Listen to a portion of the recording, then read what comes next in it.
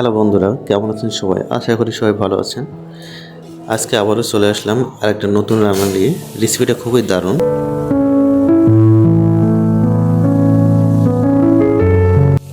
আপনি হয়তো অনেকবারই এই রেসিপিটা খেয়েছেন।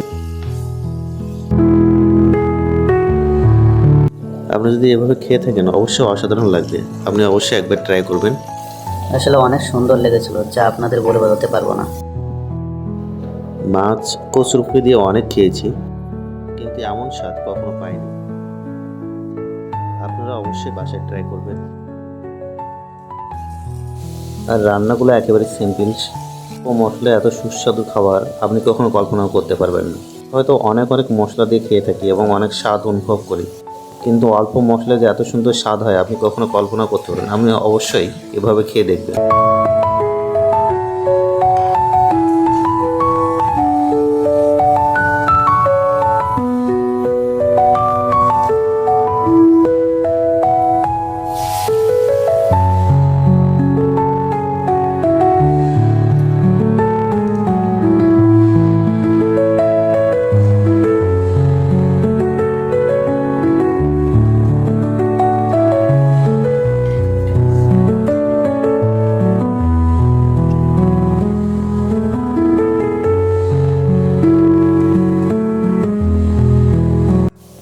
আসলে ছোট ফ্যামিলির জন্য অল্প অল্প রান্না তো দুজনের সংসার খুব ভালোভাবে হয়ে যায়।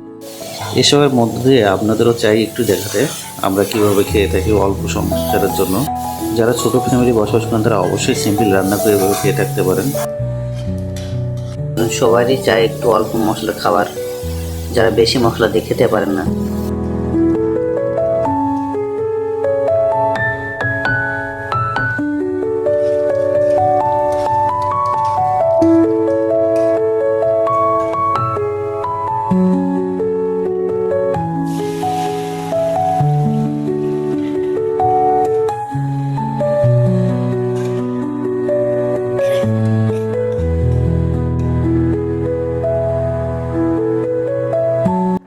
আপনারাও অবশ্যই এভাবে করে খেয়ে দেখবেন, আপনাদের অনেক মজা হবে।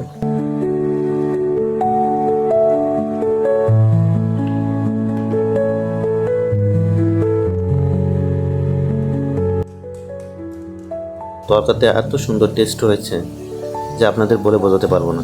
ধন্যবাদ। আপনারা অবশ্যই ট্রাই করবেন।